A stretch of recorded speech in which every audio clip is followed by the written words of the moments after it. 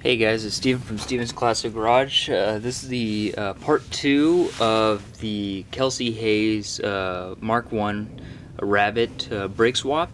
So this is for Mark 1 rabbits that have either ATE or Girling calipers that use the small brake pads. Basically what you're doing is you're upgrading from a smaller brake pad to a bigger brake pad, and you're also going to be upgrading from a solid rotor to a vented rotor.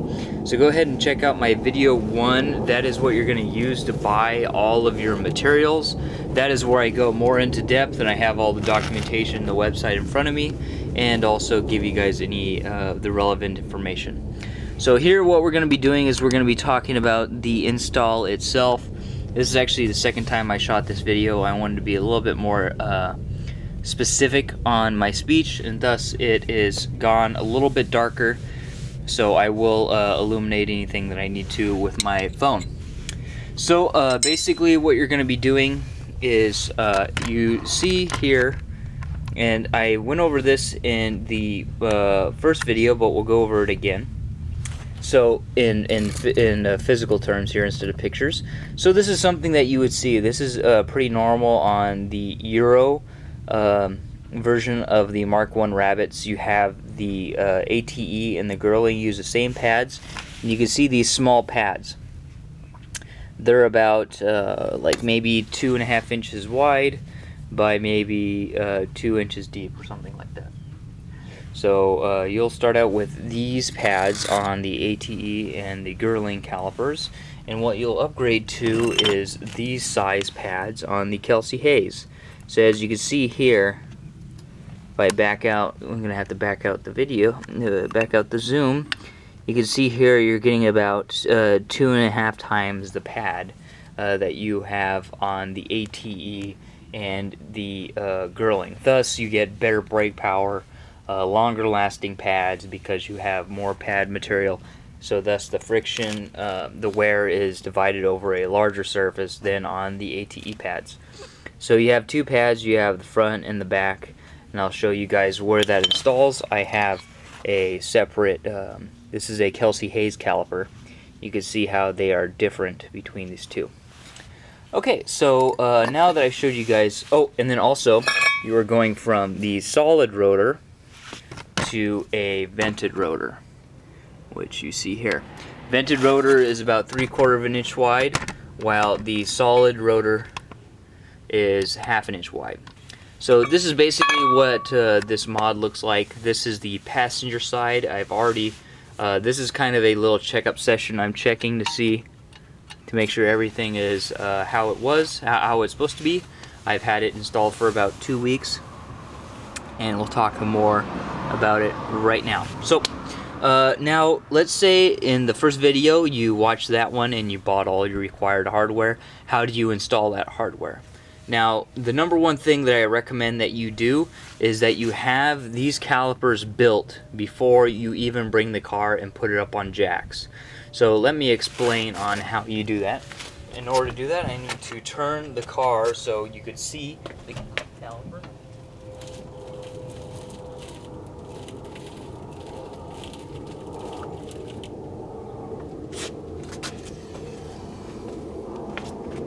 So now you see the caliper here. Now if you notice, we have the piston assembly, the caliper itself, the bracket that holds the pads, and you can see the pad here, and then you can see the brake rotor in the middle. Now again, I talked a little bit more about this in the first video. What you have to do is you have to, if you're going to decide to go with a remanufactured caliper like I have here, you still need the brackets that hold the pads on. So what I did is I bought one from a 1984, the end of the Mark 1 Volkswagen year, and well, towards the end at least. And I took the bracket off. That's why the bracket's really rusty compared to the normal one. So you're going to need a pair of those. So find a brake calipers that you could buy that will give you that for yourself. So when you buy that, then you are set to go. You could either go with the remanufactured calipers, or you could go with the stock calipers. But as you see here, the stock ones are a little like rusted and all that jazz.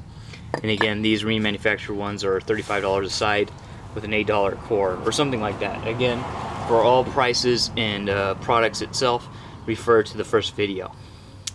So what you're going to want to do is you're going to want to have these three components. You're going to have your main assembly. You're going to have your retainer. You're basically the part that holds the pads, which is separate from this. It actually bolts on. You can see there's a bolt in here, and these are floating pins, which allows the caliper to adjust back and forth. Now, what you're going to want to do is you're going to want to also attach your rubber brake line also on the bench, whether you use a original one or you buy a new one. But as you can see here, I recommend that you buy a new one. So let's talk a little bit more about this. Alright, so you have these components. You have a caliper, you have two brake pads, you have this bracket, you have your rubber line, whether it's your original or a new one, and you have everything together, and also you have two anti-rattle clips. Now what you're going to want to do is, normally these pads, the stock pads, they have this little hook on it, if you could see that. Now if yours does not have a hook, which these did not, you're probably going to have to file them down in order to get the anti-rattle clip on there. And what the anti-rattle clip does is it prevents these pads, well, some of them, because again I hand filed these and I got a little impatient at some points and I didn't hand file them to where they're nice and tight. Honestly, if this was an actual, if I wanted to spend a lot of time on this, I would probably make shims that are for each pad. So every time I replace the pads, I make shims for it that take out all the slack. So the reason being is that the pads are actually oversized compared to this piece that they're grabbing onto, that they're hooking onto. So what will happen is when the car runs, it'll rattle because it's about like 30 thou over or something like that. You'll see when you have this piece in, you can mic it with a caliper and then do the opening with a caliper and see that the opening in the caliper is quite a bit bigger than this piece here itself. So when you assemble, there is a fat part and a long part on the brakes on the pads. So this is the long one and this is the short one. The short one goes on the piston side. So if you look here, the short one goes like so, right? Short one goes there, and then the long one goes here like so. So there's your caliper, right? And the reason how I know that is that if you have with your caliper from your donor, if you have it, you can notice that there is a circle there where the piston was pushing. Over here it does not have it, as you can see. So that's how it goes, and that's how I have it here. There's actually a fat pad here, and again these are ceramic, and then it has a long pad, and I have it in that orientation. So if your pads do not have that little finger clip that the anti-rattle clips go into, you're going to have to get a flat file and file the top of these open down until the clip slips underneath there. So what you're going to have to do is assemble this whole thing together. Again, there's two bolts here and here, and then you're going to have to push the pads in there first and then put this over top and bolt it in, and then you're going to have to try to put the retaining clips in, as you see here. You have this guy facing underneath and going in, going underneath the calipers, and the same thing here with these rings facing inside. Now when I bought the remanufactured caliper, it came with these anti-rattle clips. If you do not have them from the stock one, for example, when I bought this stock one as a donor, it did not come with a clip. You're going to have to find one, or you're going to have to make shims for this. But obviously this is more talking about the stock type of pad video. So if first time you do not succeed and these do not slide in, which it happened with me, you're going to have to take them off and file them a little bit more and do it gradually over time, more and more and more. If you want to do it more scientific, which I didn't do, you could put the clip over the top and use your calipers and measure it. and then figure out the thickness of the wire and then the thickness of this piece together, and then you could actually get this the opening of this caliper down to really tight fit. But obviously over time I think that this would probably eventually wear either the spring down or this open, and then eventually you'll get rattling. So I'm thinking on the next pair of pads I get, I'm going to get the ones with the hooks. So try to find ones with the hooks. If you have to call a supplier, go ahead and do so. So you have it working on both sides. You've got the anti-rattle clips in, so everything is good. So you have your piston on. You have these two bolts nice and tight that hold this on, and these two bolts are nice and lubed. You can see the back side of this one here are nice and lubed up, so they slide in the silicone boot really easily, because that's basically what handles the adjust of your calipers. So those are greased up. It's moving back and forth really nice, sliding up and down on this really nice. Your calipers are in, and they're not rattling this way, right? They're not going back and forth here. You're ready to install your rubber brake line. So go ahead and install the rubber brake line while it is on the bench. You can see there, use the correct wrench so you don't round it off. It may not, like mine, it may not go all the way down if you have a remanufactured one. You could see there. But just go down until it gets tight. You do not want to strip that out, especially if you have the remanufactured calipers. And when that's done, and you've done this side, which is the passenger side, and the driver's side, you're ready to bring the car in and start the install. Now that you've had both of these guys done, the passenger side and the driver's side, sitting on the bench with the piston installed with this pad holder, with the anti-rattle clips installed, and your brake line installed, you're ready to go.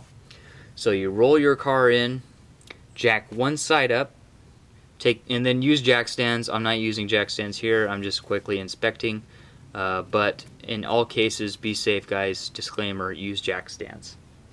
Jack the car up and take your wheel off. When you take the wheel off, begin to jack it back down, lower it back down, so the front of the car is even to your right height. As you see, this caliper is very low to the ground, and rotor is very low to the ground. Because I have a very low riding car, I have coilovers installed up here, and they're lowered down pretty far. So lower it down until you see that the front end is level. Once you see the front end is level, you're good to go. Reason being is that this car has a very thin frame. There's very thin sheet metal and very little of it. That's how these cars met the 1,800 pound curb weight. So do not put this side high up. It'll put a lot of stress on the frame, and then you'll struggle to open and close your doors. As you can hear here, this door opens and closes fine on this side, because I do not have any extra stress on this car as far as on this side, because everything is level. So now this jack is only taking 1/4 of the car's weight, because I'm missing one tire. The other 3/4 of the car's weight is on the other three sides. Now if you jack this up, there's going to be a lot of force on this side, and it's going to tweak, and it's going to start tweaking the frame out over here on this side. So make sure that you lower the car down, and then if you do not have a jack stand this low and your car is lower, just go ahead and put some blocks of wood or whatever underneath it. Okay, so you're here, you have your wheel off, you're ready to go. So now basically what it looks like is it looks like this. Let me go ahead and turn my wheel up.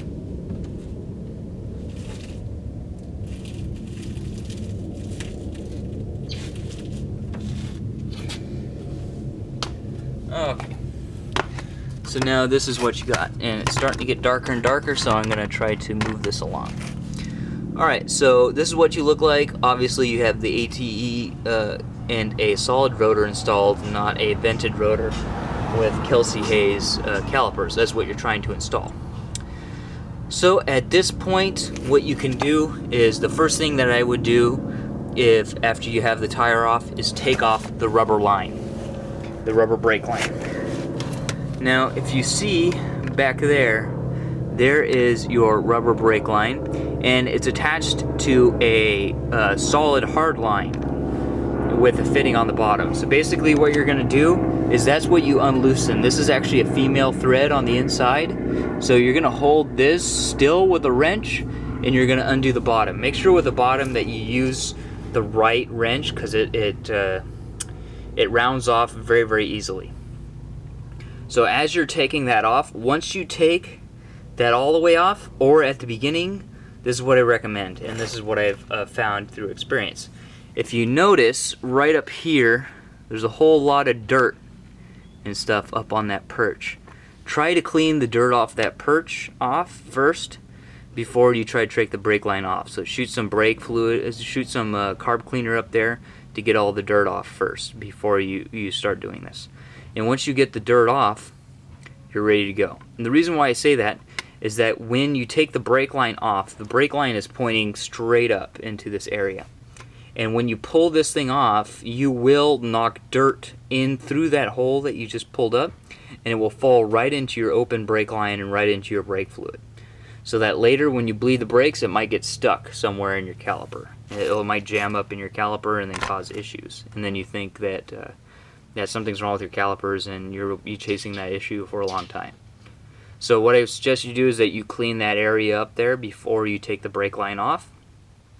Then when you get the brake line on the bottom down and you're holding this with a wrench, keep this one here and just put the brake line down and just hold this here where my hand's at, just hold it down, and then over that brake line, the open hole in the brake line, put a piece of tape, put a piece of Gorilla Tape or duct tape or whatever. And so that way no dirt can fall in there. And once you have the piece of tape over the brake line, then pull this piece up. Again, it's just a female hole, so with a little shoulder on it that fits in this arm right here, and then just pull it up and out. Now you have a piece of tape protecting your brake line from any dust getting in there, and now the rubber line is free. So now that you have the rubber line free, there are 2 bolts on the back side of the caliper, and you're going to want to turn it out towards yourself again, and how I had it before. And there are 2 bolts back there, 2 hex head bolts that you're going to take off with a socket. And once you take it off, you're good to go. It's going to look like you have here, where you have the caliper free, and there's where the 2 bolts were in the back. And now you have your brake line free. And then this is what I was talking about here. So you see it's just a shoulder. So when it's installed up there, you're going to want to pull the brake line underneath out, put a piece of tape on it, and then pull this up. So now you have your calipers sitting there on the ground just like I do right now, and now there is nothing here and nothing here, so you just see a bare rotor, solid rotor. Now there is a torque screw here.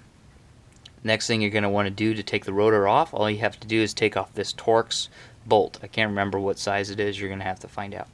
So you're going to take this off, and then after you do that, the rotor is just going to come right off easily. There's nothing else that holds it on here except for this. Once you bolt the tire on, the tire holds the rotor on nice and solid, but this is the only thing that holds it on when your tire's off. So once you take that off, you'll be able to pull your rotor right off and lay it on the ground. Now you're going to see the bare splash plate, which I'll show you guys here because it's starting to get dark. Now you'll have the bare splash plate, which I've cut. So at this point, now that you have no rotor on and there's nothing on bare, all you can see is a splash plate and then this hub piece. What you're going to do is you're going to take your finished brake caliper for the correct side, so make sure you have the passenger side or driver's side, whichever one you're working on first, it's the same thing. But make sure that you have the bleed plug facing up, and that is the side you're going to test fit. So now what you're going to do is, most likely, like I found out, you're going to try to test install your caliper assembly with no rotor, and it's going to hit the splash guard. What you're going to do is you're going to go in and you're going to do exactly how I showed you and cut the splash guard to give your caliper some space. You're going to get a grinder and cut the splash guard. Or you could use a Sawzall or whatever. A grinder is probably the cleanest. And make sure that every time you cut it, you file the edges. And when you're ready to install and you have clearance for your caliper, make sure you file those edges so you don't cut yourself later on. And maybe even hit it with some primer as well. so it doesn't rust. I haven't done that yet. Maybe the next time when I change the pads, I will do that. So what you could do is you could do it just like I showed you and kind of go off of that. Just go straight with these 2 lines that I showed you in the first video. But you are going to have some holes where water does get in there. Another thing that you could do is with the rotor off, you could do some drawing. You could sketch some lines on there and cut it exact so it exactly clears, and so you have the least chance of getting water on there. You could do that, or you could do the dirty way like I did here. If I was going to go back, I would do it the cleaner way and do a nice clean cut, because there is a little triangle here where I could go in and I could touch the rotor, right? Which I shouldn't be because I got dirty hands, but yeah, so if you want to do it slowly and cut it out slowly so you have perfect clearance, the calipers are a perfect fit, and then primer it so it looks stock, you could do that as well. I didn't do that here. I did it the dirty way because I wanted the car back because it's my daily driver. If it's your project car and it could sit in the driveway for a couple days, then that's not a problem. For me, it was a Sunday and I had to get the car back on the road to go to work the next day. So I didn't have that luxury of time because this is my main car. Actually, it's the only car that I have that drives. The Mustang is still under construction. Okay, so now that you have your caliper clears, and you could actually put the bolts on. You could start the bolts, and when you go back and forth on this, it doesn't like rub on your calipers. You can see I'm rubbing a little bit, but I have to go really, really far for it to rub. So this is fine.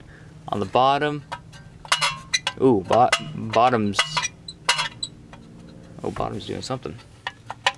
So this is what I was checking because I had a little bit of vibrations. So I'll probably mod the bottom of this splash guard because I think I was rubbing a little bit. So make sure that you check this, that you're cleared, and that way you won't have any rattling. So now you get the caliper on. When you have the caliper on, you put one bolt or both bolts. You do not have the rattling with this splash guard. It does not rub on your calipers. You are ready to go. At that point, take the caliper off, put your new solid rotor on. So you put the rotor on, you line up this Torx, and you put the Torx in, and there you go, the rotor is now on. You take your caliper, you open your pads up as far as you can, slide it onto the rotor, and put the 2 bolts in the backside and torque them down nice and tight. Once you have those guys on, this assembly is pretty much done. You just have those 2 bolts to install because you did all the work at the beginning by assembling this on the bench. Once you have that done, you're ready to install the brake line, the rubber brake line. Take off your piece of tape on the back of the brake line, on the metal brake line, and put down your rubber brake line first. Hand start that metal one. And again, make sure that this area here is clean, so that you don't knock new dirt inside of your brake line again when you put the new one on. So once you do that, you're ready to go, and tighten that guy down nice and tight. Make sure you don't tighten it too much that you strip it. Now after that, you're pretty much ready to go. So you have all of your brake lines assembled, and you are back working. Now, the number one thing to get started, some beginning considerations, you're going to want to chalk up your wheels. So go ahead and do that. Chalk up your rear wheels. Put a piece of wood or a brick or whatever behind the rear wheels. Pull your parking brake all the way up. And then also you're going to want to either drain out all your brake fluid out of your reservoir, or you're going to want to put down a drop pan over here, because once you undo this brake line, it's going to drain all of your fluid out of your reservoir until it's completely empty. And after that, you are pretty much good to go. Everything is set up. So now what I suggest that you do, put new DOT4 fluid inside of your reservoir. This is normally a DOT3 system, but DOT4 is compatible with DOT3 systems. And bleed everything out. Bleed all the way through the lines. Do quite a bit of fluid so you know that it's all flushed out until you have clear fluid coming out of this bleeder valve. Then go ahead and tighten both sides up, and then you're good to go. And this is not considering whether you have a master cylinder or not, new master cylinder. New master cylinder, you change it up top by undoing the 4 brake lines and the 2 brake lamps, and then you're going to have to bleed the whole system. But here you're just going to have to get the, well, here basically everything is going to come out anyways, so you're going to have to I would suggest do a complete flush. So after that, you're good to go. Lift the car back up, install the tire on, and you are ready to drive. Yeah, so this is the end of video 2, part 2 of 3, talking about this Kelsey Hayes brake mod for Mark 1 Rabbit. Stay tuned. In a couple months, I will do a final thoughts on a review on any things that I would change and whether or not I would recommend this mod. So far, this mod's been pretty good, but I don't want to recommend it until I've driven it at least a couple months. Right now, it's been 2-3 weeks. So stay tuned for that, and I will see you later. Thanks for watching. Take it easy. Peace.